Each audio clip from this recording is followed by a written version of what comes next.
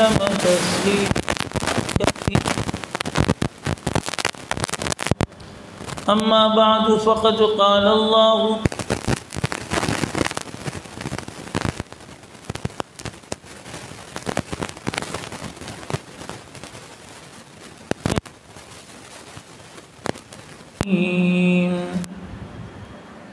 ألا إن أولياء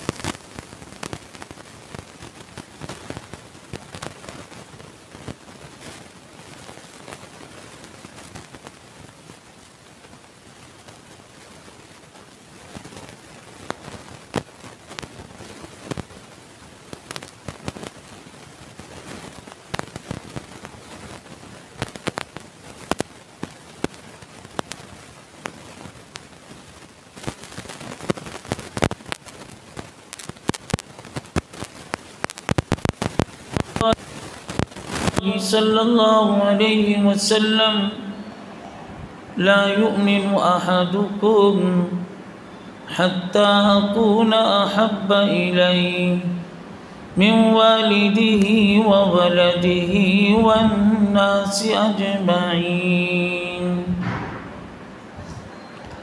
أو كما قال عليه الصلاة والسلام. میرے محترم بھائیوں، دوستوں، بزرگوں، یہ ربیع الثانی کا مہینہ چل رہا ہے. اس مہینے میں حضرت شیخ عبد القادر جیلانی رحمۃ اللہ علیہ ان کا خاص طور سے تذکرہ کیا جاتا ہے. اس سے پہلے بھی کیا گیا تھا. اولیاء اللہ میں حضرت کا بہت اونچا مقام ہے. جیسے نبیوں میں ہم سب کے آقا و مولا حضرت رسول پاک صلی اللہ علیہ وسلم کا مقام اور مرتبہ ہے، ایسے ولیوں میں اللہ تعالیٰ نے آپ کو ایک خاص مقام عطا فرمایا ہے. بلکہ آپ کو پیروں کے پیر کہا جاتا ہے. اللہ تعالیٰ نے آپ کو مادر ذات ولی بنا کر پیدا کیا. ولی اللہ کی دو قسمیں ہیں. ایک ولی اللہ جن کے شروع کی زندگی اچھی نہیں تھی، فسق و فجور والی تھی، معصیت والی تھی، نافرمانی والی تھی، لیکن ان لوگوں نے توبہ کیا. توبہ کرنے کے بعد اللہ تعالیٰ نے ولایت کے مقام تک پہنچا دیا. بے شمار واقعات پڑے ہوئے ہیں اور آج تک اللہ تعالیٰ نے یہ سلسلہ جاری اور ساری رکھا ہے. ولی اسی کو کہا جاتا ہے کہ جو اللہ کا دوست بن جائے تو گناہ والی زندگی چھوڑ کر، معصیت والی زندگی کو چھوڑ کر، جو لوگ توبہ کر کے اللہ کے راستے پر گامزن ہو جاتے ہیں وہی اولیاء اللہ کہلاتے ہیں. حضرت شیخ ان کو اتنا اونچا مقام اور مرتبہ جو ملا، اصل ان کی محنت اور مجاہدے کی کثرت کی وجہ سے. نبی وہ اللہ کی طرف سے بنائے جاتے ہیں، وہ وحی ہوتا ہے. ولی کسبی طور پر سے بھی یعنی محنت کر کے اپنی ذات پر ریاضت اور مجاہدہ کر کے انسان اللہ کا ولی بن سکتا ہے. حضرت کے مادر ذات ولی ہونے میں مشہور اور معروف ہے کہ حضرت رمضان مبارک میں پیدا ہوئے تو دودھ صبح صادق کے بعد دودھ وغیرہ نہیں پیا کرتے تھے. غروب کے وقت ہی لوگ سمجھ جاتے تھے رمضان کا مہینہ چل رہا ہے. اور اللہ تعالیٰ نے حفظ قرآن کی سعادت نصیب فرما دیا تھا. مکتب میں جایا کرتے تھے، کچھ پڑھتے نہیں تھے. استاد محترم بھی پوچھا کرتے تھے کہ بھائی تم کیوں نہیں پڑھتے، کیا بات ہے؟ لیکن سب سبق سنا دیا کرتے تھے. پھر استاد محترم سمجھ گئے کہ ان کے اوپر خاص اللہ کی رحمت ہے. دیکھا استاد نے خود محسوس کیا کہ ملائکہ آ رہے ہیں، جا رہے ہیں، ان کو سلام کر رہے ہیں. بچپن میں ہی الگ کیفیت کی تھی. پھر اس کے بعد حضرت کا تعلیمی سلسلہ جب آپ 18 سال کی عمر میں پہنچے، والدہ محترمہ نے آپ کو اس زمانے کے حساب سے بغداد میں مدرسہ نظامیہ تھا، وہاں پر پڑھنے کے لیے بھیجا. جو مائیں نیک ہوتی ہیں ان کو اپنی اولادوں کی فکر ہوتی ہے، اور ولایت ملتی ہی ماؤں کی تقویٰ کی وجہ سے، ماؤں کی پاکیزگی کی وجہ سے. ان کے ماں باپ اتنے نیک تھے. ان کی والدہ محترمہ ام خیر رحمۃ اللہ علیہ، اسی طریقے سے ان کے والد محترم ابو عبداللہ اسمعی رحمۃ اللہ علیہ. ان کی زندگی میں اتنی تقویٰ اور اتنی طہارت اور اتنی پاکیزگی تھی. تاریخ میں لکھا ہے کہ ان کے والد محترم جا رہے تھے تو سیب ملا، اس کو کھا لیا. کھانے کے بعد احساس ہوا کہ یہ تو کسی پرائے کی ہے. فکر پیدا ہو گئی آخرت میں جواب دینا ہے. پتہ لگاتے لگاتے باغ کا مالک کون ہے وہاں پر گئے اور کہنے لگے کہ میں نے تمہارے باغ سے بغیر اجازت کے پھل کھا لیا، آپ ہمیں معاف کر دیں.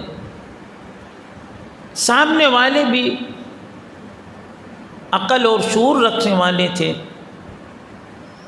سمجھ گئے کہ یہ کوئی اللہ کا ولی ہے. یوں کہا کہ ایسے معافی نہیں ہوگی، اس کے لیے تو آپ کو ہمارے باغ میں رہنا پڑے گا، باغ کی رکھے بھالی دیکھ بھال سب کچھ کرنا پڑے گا، پانی وغیرہ پلانا سب. 2 سال تک منظور کر لیا. 2 سال ہو گیا، اجازت لینے کے لیے آئے. پھر باغ کے مالک نے کہا ایسے نہیں ہو سکتا، میری ایک بیٹی ہے جو آنکھوں سے اندھی ہے، کانوں سے بہری ہے، ہاتھوں سے لنجی ہے، پیر سے لنگڑی ہے. اس سے جب تک کہ تم نکاح نہ کر دو، منظور کر لیا کہ آخرت کے بازپر سے ہماری حفاظت ہو جائے گی. کہنے لگے ٹھیک ہے. تاریخ وغیرہ طے ہوا، یہاں تک کہ باغ کے مالک نے کہا کہ یہ تمہاری بیوی ہے، بطور امانت کے لے جاؤ. مخصوص کمرے میں جب یہ جاتے ہیں دیکھتے ہیں کہ وہ عورت تو بڑی خوبصورت، اور جتنے عیب بتائے تھے ایک بھی عیب نظر نہیں آئے. واپس بھاگے، کہنے لگے کہ کوئی غیر محرم تو نہیں ہے، میری بیوی جیسا بتایا گیا ایسا تو نہیں، یہ تو حسین اور خوبصورت ہے. توبہ کرنے لگے، استغفار کرنے لگے.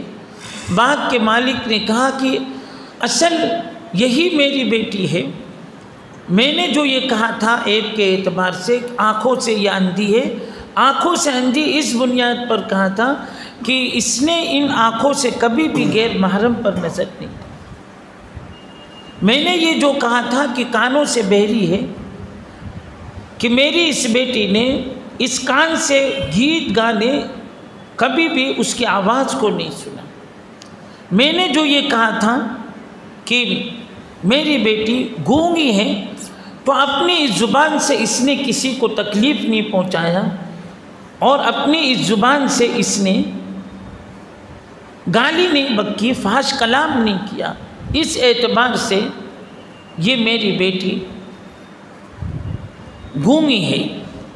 ہاتھوں کے اعتبار سے جو کہا تھا کہ لنجی ہے، میری اس بیٹی نے اپنے اس ہاتھ سے کسی کو تکلیف نہیں پہنچایا۔ پیروں کے اعتبار سے جو میں نے کہا کہ میری بیٹی وہ پیروں کے اعتبار سے لنگڑی ہے، تو میری بیٹی کی قدم اللہ کی نافرمانی کی طرف، معصیت کی طرف، گناہ کی طرف کبھی بھی گئی نہیں۔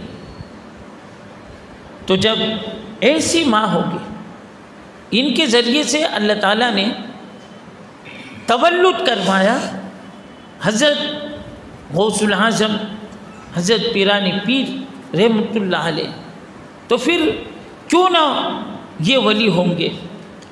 آج ماؤں بہنوں کی زندگی کے اندر سے وہ تقوی اور طہارت و پاکیزگی نکل گئی، جس کی وجہ سے آج لوگ تلاش کر رہے ہیں پھر سے ایسے اللہ کے ولی دنیا میں ظاہر ہو۔ کیسے ظاہر ہو؟ وہ ماؤں کی زندگیوں میں سے تقوی چلا گیا، طہارت چلی گئی۔ جب ایک ماں سینروں کے سامنے، گیت گانے کے سامنے بے حیائی اور فحاشی کے مناظر دیکھ رہی ہے اور اسی حالت میں اپنے بچے کو دودھ پلا رہی ہے اور اپنے بچے کی پرورش کر رہی ہے، تو پھر وہ تصور ختم کر دیا جائے کہ پھر جنید بغدادی پیدا ہوں گے، پھر نظام الدین اولیاء پیدا ہوں گے، پھر خواجہ معین الدین چشتی پیدا ہوں گے، وہ تصور اور وہ خیالات ختم کر دینا چاہیے۔ اور اس کے برعکس وہی نتیجہ کہ آج کے بچے ناچنے والے، گانے والے، چوری کرنے والے، ڈکیتی ڈالنے والے، ایسے ہی بچے دنیا میں رونما ہو رہے ہیں۔ حضرت غوث العظم پیرانی پیر رحمۃ اللہ علیہ، جب ان کی والدہ نے تعلیم مزید علم حدیث، قرآن کی تفسیر وغیرہ اعلیٰ تعلیم کے لیے بھیجنا چاہا، تو نصیحت کر رہی تھی کہ میرے بیٹے جھوٹ مت بولنا، اور پیسے 40 دینار اشرفی صدری اس میں ایک جیب تھا، اس کو سل دیا اور کہا یہ تمہارا رخت سفر ہے۔ حضرت چلتے بن گئے، راستے میں ڈاکوؤں کی ایک جماعت سے ملاقات ہوئی، وہ لوگ سب کو پکڑ پکڑ کر لوٹ رہے تھے۔ حضرت کو بھی قریب کیا اور کہا پیسے نکالو، تلاشی لیا نہیں ملا، پھر حضرت نے خود ہی بتا دیا کہ یہاں ہے۔ تو وہ لوگ کہنے لگے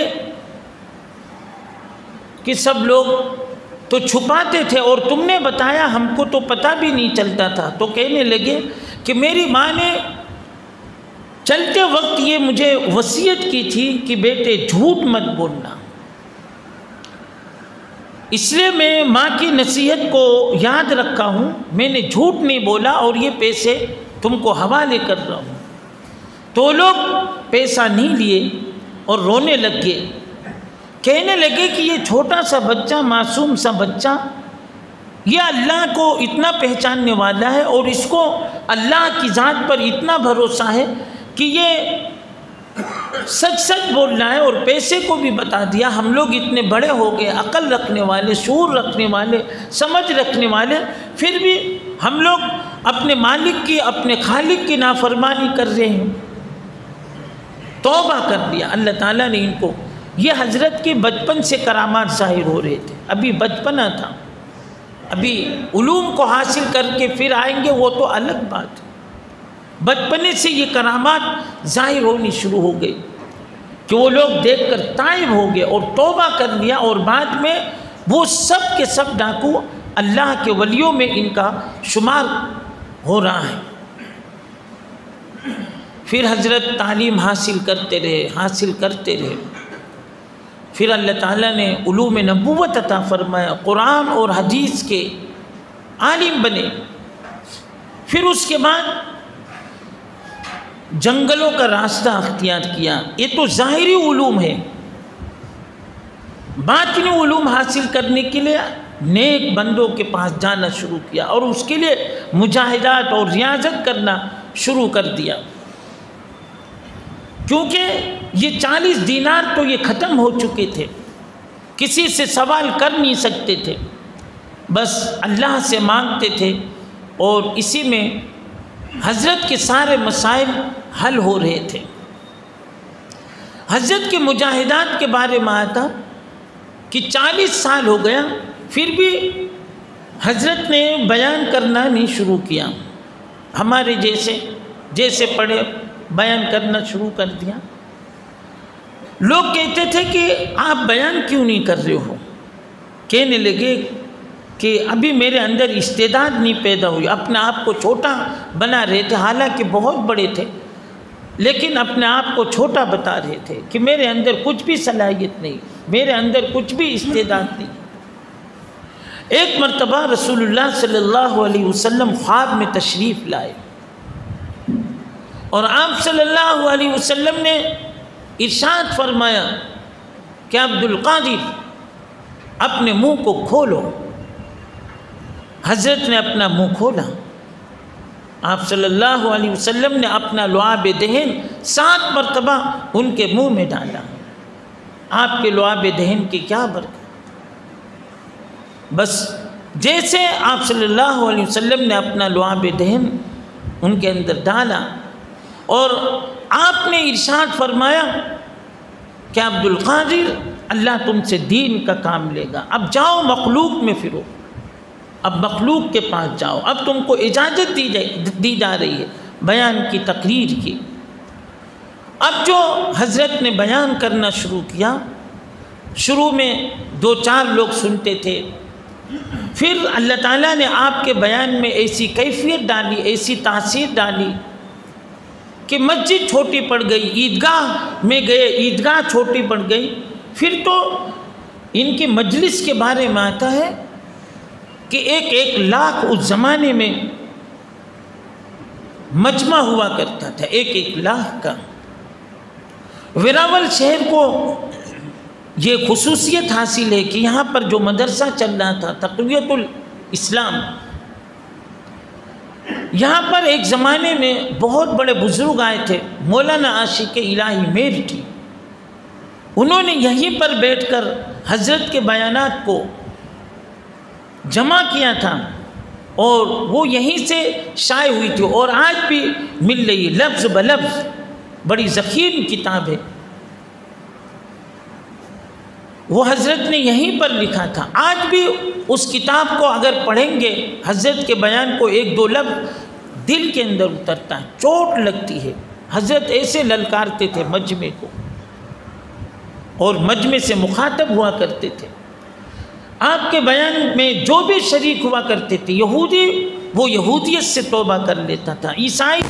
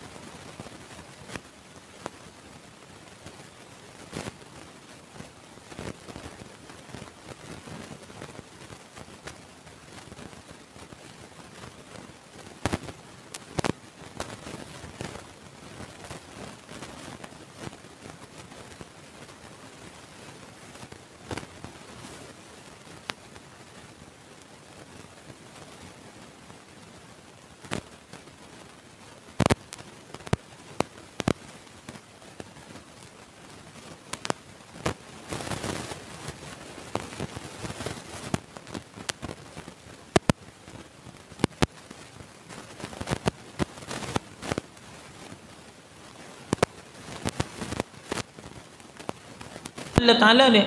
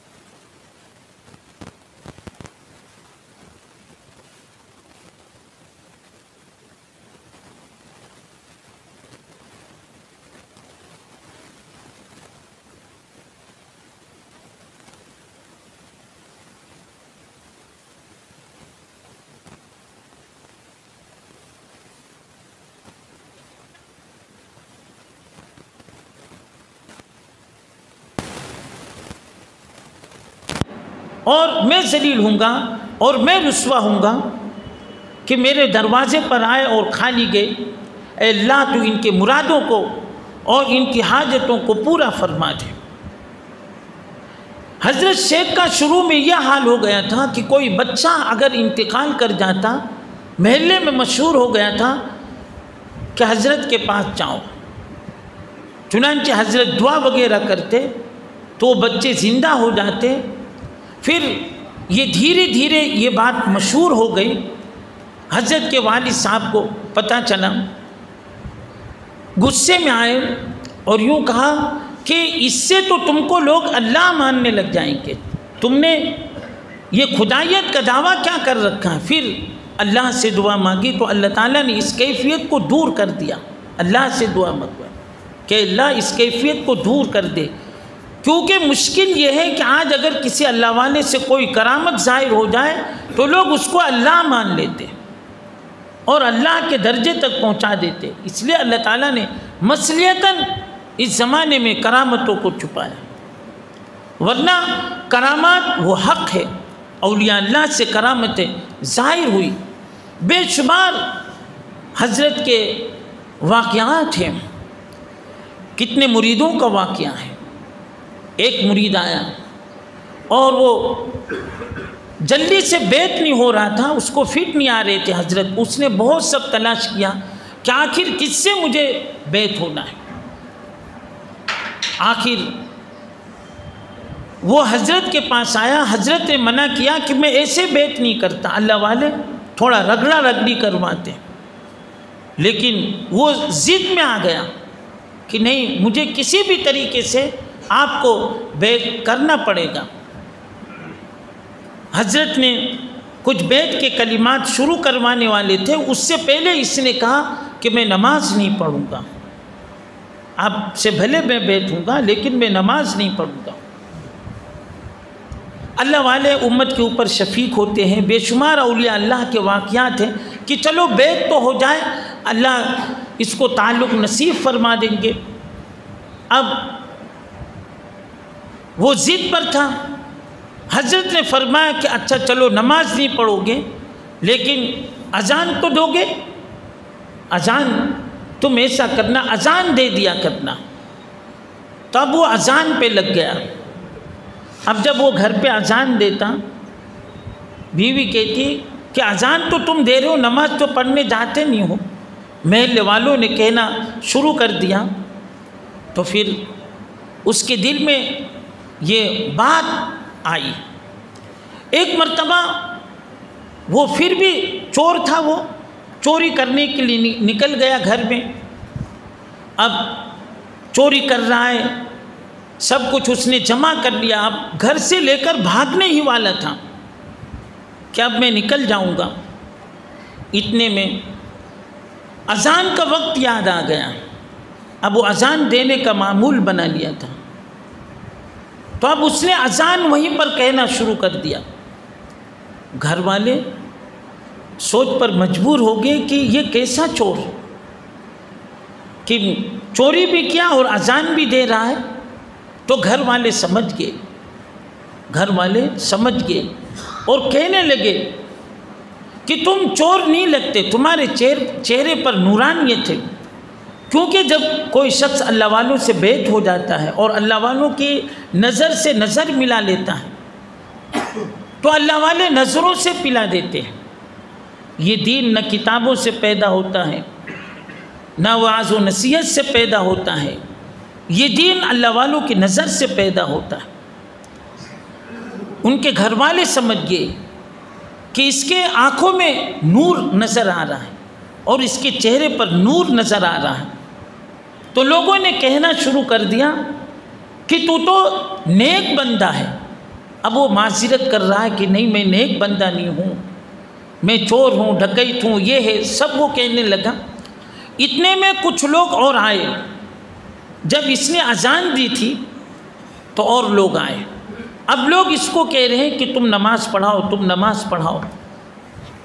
اب چونکہ نماز کی عادت نہیں تھی تو آخر کار اللہ والوں کی بات یاد آئی، سمجھ گیا کہ اللہ والوں نے جو مجھے یہ بات کہی تھی کہ اذان دیتے رہنا، بس آج اللہ تعالیٰ نے مجھے عمل کی توفیق دے دی۔ پھر اس کے بعد اللہ سے کچھ دعا مانگی۔ اللہ والوں کی کچھ کرامات ہوتی ہے جو اللہ والوں سے بیت ہو جاتے ہیں، اللہ تعالیٰ ان کو علم عطا فرما دیتے ہیں۔ چنانچہ اس بظاہر وہ چور تھا، لیکن اللہ والوں کی توجہات کی برکت سے اللہ تعالیٰ نے اس کو نماز پڑھانے والا بنا دیا، وہ ایک وقت میں امام بن گیا۔ تو یہ اللہ والوں کی کرامات ہے۔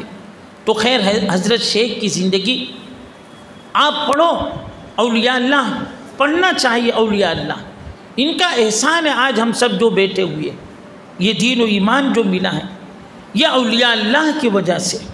یہ اللہ کے بندے کہاں کے رہنے والے، اپنے گھر بار کو چھوڑ چھاڑ کر آئے، ریاضت کیا، مجاہدہ کیا، جنگلوں کے پتے چابے، دعائیں مانگی۔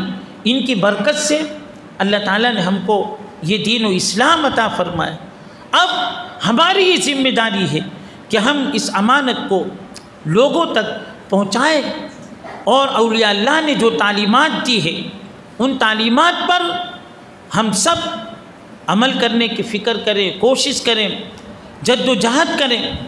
صرف اولیاء اللہ سے محبت ہی کام نہیں آئے گا، محبت رکھنا چاہیے، لیکن محبت کے ساتھ ساتھ ان کی اطاعت اور انہوں نے جو تعلیمات بتلائی ہے ان تعلیمات پر اصل ہم سب کو عمل کرنا چاہیے۔